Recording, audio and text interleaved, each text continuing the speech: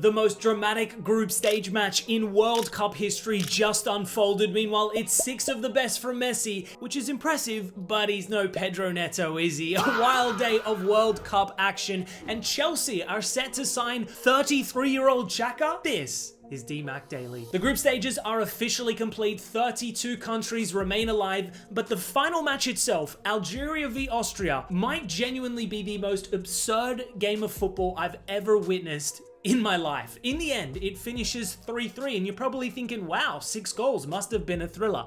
Let me tell you, if you understand the context behind this result and what actually unfolded, it's beyond astonishing. Let me explain. Okay, so coming into this game, both sides were on 3 points, with Austria ahead on goal difference. Now, a loss for either team would see them exit the tournament on 3 points, as their inferior goal difference would see them fall below the 8th-ranked third-place teams. Anyways, the game unfolded, and it's a close contest. Arnautovic gives Austria the lead before Algeria respond right on the stroke of halftime. Belgali with a lovely goal, cooking 2 defenders before smashing it on his weaker left foot. Austria then retook the lead in the second half. Picking out Sabitzer on the edge of the box, and he struck it perfectly first time. But only 5 minutes later, Mahrez came in clutch, scoring his first ever World Cup goal. After that, the match intensity fell off a cliff because both teams were terrified of losing from here. That would end their World Cup. So for legit 20 minutes, nothing happened. From the 78-minute mark to stoppage time, I genuinely can't recall Austria stringing 3 passes. They just sat back while Algeria held on to the ball. It felt wrong to watch. The crowd was booing due to the evident gentleman's agreement of sort that was basically, hey, if you don't hurt us, we won't hurt you. But in the 93rd minute, out of absolutely nowhere, Aouar slipped in Mahrez in an instant, and he scored to put Algeria in 2nd place, and in that moment send Austria packing, simultaneously keeping Iran's World Cup dream alive, as they then became the 8th highest ranked 3rd place team. Yet somehow, there was more drama to unfold. In a state of total panic, Ralf Rangnick immediately brought on their target man, Kalajic. And entering the 96th minute, with mere seconds to spare, Sabitzer crosses into the box, Gregoric heads it back into the danger zone, and who else but the super sub Kalajic fires home, leveling the score, putting Austria back into 2nd, Algeria into 3rd on 4 points, and sending poor old Iran out of the tournament. They might just be the most unlucky World Cup team ever off the back of yesterday's late drama too. I couldn't believe what I was watching. What makes this all the more astonishing is the backstory behind Austria and Algeria at the World Cup, because these two nations have a crazy history with one another at the World Cup, known as the Disgrace of Gijón, where, long story short, West Germany and Austria famously or infamously played out a mutually beneficial result at the 1982 World Cup at the expense of Algeria so they wouldn't qualify. It literally caused FIFA to rewrite the rules on final group match days. So it's all the more remarkable that a result of this sheer absurdity played out with these two teams. Man, football scriptwriters have done it again. Meanwhile, in Group K, we'd witnessed one of the biggest pound-for-pound matchups of the tournament today, as Portugal held on in the end in a goalless stalemate against Colombia. Now, despite what the scoreline suggests, this was one of the most action-packed 0-0 games I can remember. 37 shots between the two teams. It was a basketball match at times, and perhaps surprising to some, it was the South Americans who were the more ambitious and overall better team today. Portugal came into this time needing the win to advance in top spot, whereas Colombia only needed a draw. So I was slightly surprised with the mentality of this Colombia team at times, because they didn't sit back at any moment of this game. In fact, they got significantly stronger as the match wore on. The first half, both teams had chances, but in the second, Portugal only narrowly held on. Diogo Costa producing 6 saves, whilst Ruben Diaz also put in a shift defensively. Colombia were then incredibly lucky to not have won that game, VAR saving Portugal in the end, as Sanchez was ruled off by a matter of millimeters.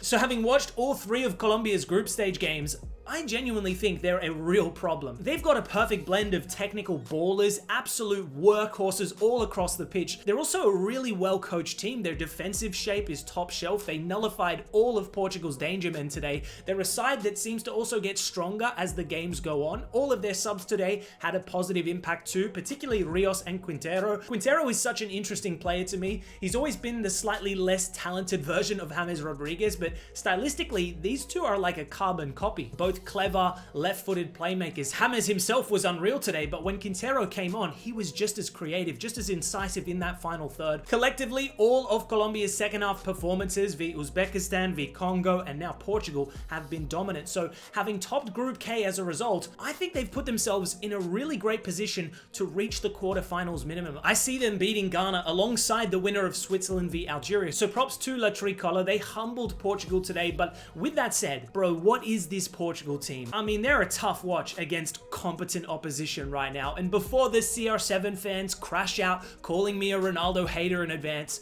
it's not your boy that I think is the real problem here. It's literally everything. This team is so fundamentally flawed. There's an overt lack of mobility in the final third. And again, I'm not referring to CR7 alone. At 41, he knows how he can be effective in this side, and it's through those clever split-second movements as a poacher, those perfectly timed runs. But in order to get the best out of him, you need pace out wide. Joao Felix doesn't possess that. In match day 1, Bernardo Silva was diabolical out there. But then there's Pedro Neto. Oh my days. I don't know if this man has dirt on the manager or something, but how is he still starting every game? 1 goal in 21 international games, excluding friendlies. All he has is a little bit of pace, but he doesn't create, he doesn't take on his wingers, he doesn't take shots. All he does is run into space before cutting back inside and either playing a backwards pass, completely killing the attacking flow, or floating in across to no one. Conceição offered more in 45 minutes off the bench than he has all tournament. Neto is Portugal's very own Noni Madueke, but at least the English version actually tries to take his man on. Neto, meanwhile, is allergic to doing this. 2 chances created all tournament and just 2 successful dribbles, a 28.6 success rate.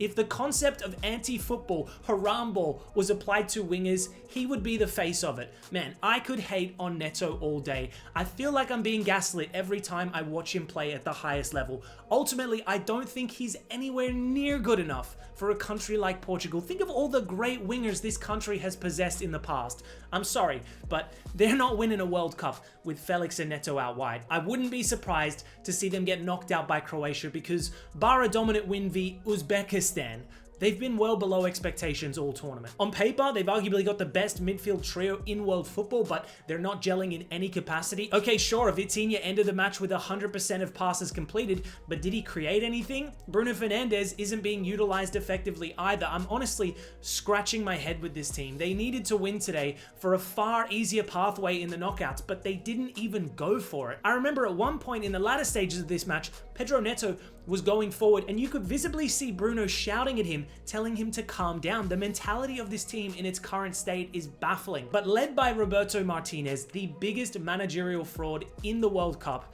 can we honestly be surprised? He has robbed world football of a potential Messi v Ronaldo situation in the World Cup knockout stages. Heading to Group J, and with top spot wrapped up, Argentina made wholesale changes as they took on Jordan today. Messi was on the bench alongside most of their key players, but in Messi's absence, another left-footed magician stepped up. Lo Celso first having a goal ruled out before firing a beautiful free kick past a helpless Aboulayla in goal. Martinez then made it 2-0 from the spot. Fair play to Jordan though, they hit back courtesy of star forward Tamari off the bench, but it'd be another substitute who would then steal the show as Lionel Messi entered the pitch, and shortly after, another moment of Messi magic would unfold. A free kick catching the keeper off guard, his 6th goal of the tournament. He's now scored in 7 consecutive World Cup games and also broke the record for most World Cup goals from outside the box. Just a freak of nature, really. Such a shame though that the Socceroos are inevitably going to end his World Cup dream in the round of 16. Sorry, Argentina fans. Meanwhile, England have won Group L, avoiding the nightmare side of the bracket. And look, on paper, this is exactly what Thomas Tuchel needed. A 2-0 win over Panama, 7 points from 3 games, and around the 32 tied locked in against the DR Congo. But performance-wise, this was another reminder that England still aren't looking all that flash. For over an hour,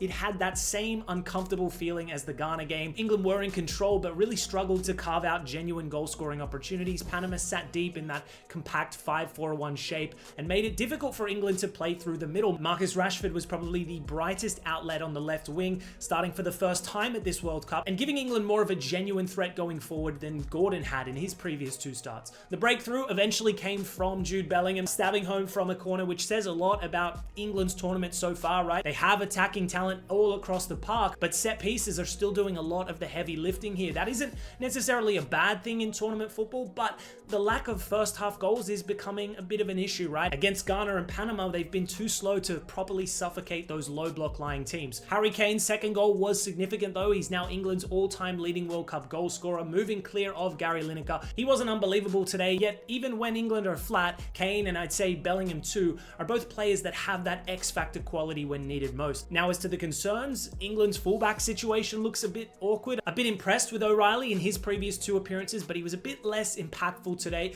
Quansah came in and was defensively reliable. However, his injury only adds to that unfortunate right-back casualty list with Livramento, James, and now the Leverkusen defenders suffering a setback. Additionally, Panama created quite a lot of chances today. 13 attempts, okay, only 2 hit the target, but against superior opposition, they're going to cause more problems to that backline. I'm curious as to how the England fans are feeling because, you know, they did top the group. They beat Croatia. They got back-to-back clean sheets too. It could be a whole lot worse for them. Yet, as it's so often the case with the Three Lions, I'm left wanting more every time I watch them play. I assume they'll grow in stature as the tournament progresses, with Xhaka coming back to full fitness, Rice returning to the starting 11. It's just those last 2 performances reminded me more of Southgate's England as opposed to the Germans. Is that too harsh? Is it still coming home? Let me know your thoughts below. Finishing up Group L, and the Unks keep on pushing as Croatia edge past Ghana 2-1 in Philly to leapfrog the Black Stars into second place and book a banger round of 32 clash with Portugal. This performance was classic Croatia, right? Nothing spectacular, but just when you think this generation is running out of steam, they find a way. In what was a cagey affair today, neither side even managed a shot in the first 15 minutes, and the whole contest ended up finishing with a combined XG total of just 1.15, one of the lowest of the tournament. But Croatia found the back of the net just after the half-hour mark, with Kovacic finding the feet of Sučić, and the Inter man did the rest with a brilliant long-range low strike. Ghana barely threatened in the first half, but were much better after the break and got their equalizer a little over 70 minutes in. A Nuamar delivery finding centre-back Lukasen, whose cushion volley evaded Livakovic in goal. At that point, Ghana were heading for second place, but this is Croatia, and this is Luka Modric. At 40 years and 291 days old, he became the oldest player on record to assist a World Cup goal, whipping in the corner for Nikola Vlasic to head home the winner. So Ghana end up in third and face Colombia as Croatia leapfrog them in second place. Dalic's side haven't been amazing, but I'm not writing them off either just yet. They might be an aging, imperfect side, but in tournament football, they still know exactly how to suffer and, more importantly, how to survive. Can't wait for the unk-off between Modric and CR7. We head back to Group K now, and DR Congo have pulled off an epic comeback over Uzbekistan to clinch third spot and reach the knockouts for the first time. Early on, it looked like it was actually going to be Uzbekistan's night. Shomurodov had the ball in the net inside 23 seconds, only for it to be ruled offside, but 10 minutes later, he got his moment, brilliantly lobbing the keeper, one of the best goals of the tournament. Truth be told, the first half performance was pretty dreadful from DR Congo, bar a disallowed goal of their own due to a foul in the build-up, but after halftime, the game completely flipped. DR Congo came out with far more intensity. Kusanov brought down Vissa inside the box, with the star forward dispatching the penalty. That goal gave them the belief that they could go on to win this match, and 10 minutes later, Mayele would react quickest to Alia's deflected effort, flicking it past the keeper to give his country the lead before Vissa completed his brace late on with a fine strike. So after a 52-year hiatus from the World Cup, the Leopards are back and into the round of 32. Can they do the impossible now and knock out England? That would be incredible scenes. And now to finish up with a crazy transfer update, as Chelsea are actively working on a deal for Sunderland's Granit Xhaka, with new manager Xabi Alonso determined to reunite with the former Leverkusen midfielder. I'll be honest, I thought I was tripping when I saw this on my feed. Granit Xhaka, Sunderland captain, Europa League qualifier, 33 years of age, and potentially on his way to Chelsea. From Alonso's perspective, I get why he wants him. I'm a little concerned as to what this means for Enzo Fernandez's future. I think this potential arrival may be indicative of the Argentine's fate elsewhere. But as to the Swiss captain, and look, he was one of the pillars of that historic Leverkusen side that won the invincible Bundesliga title, the DFB Pokal, and reached the Europa League final. Alonso clearly trusts him. And for a Chelsea squad that has spent years collecting wonder kids, Xhaka's arrival would offer something they've far too often lacked, right? Genuine experience and leadership in the heart of midfield. The surprise for me is the age factor. Xhaka turns 34 later this year, and Chelsea have rarely gone anywhere near players of that age under the Blue co-ownership, right? The oldest major signing of this era was Kalidou Koulibaly, who was 31 at the time, and he moved on after just one season at the club. So for Chelsea to chase Xhaka now feels like a pretty clear admission that the squad needs senior figures. For Sunderland though, this would be brutal. Xhaka only joined last summer for around 20 million euros, was immediately made captain, and became central to one of the most impressive newly promoted seasons in recent Premier League history, which culminated in Europa League qualification. Adding to this, at the season's end, he then delivered a rallying cry in front of a packed out home crowd saying, "I can promise you, from my side as a captain of this football club, this is just the beginning." If I'm a Sunderland fan, I'm crashing out if he actually leaves, because that is straight up betrayal right there. Although, despite all the credible sources now reporting on this story, Sunderland don't appear to be in any rush to actually sell him. He's still got another 2 years on his deal with the club, and is such an important figure both on and off the pitch. I can't imagine they'd be particularly keen to see their captain go in an instant, especially now with European football on the horizon. I have a feeling this might be a trickier deal to pull off than what's actively being discussed. Anyways, guys, that's all for today's DMAC Daily. Thanks so much for tuning in. The group stages are over. We're on to the knockouts from here, and I'll see you tomorrow.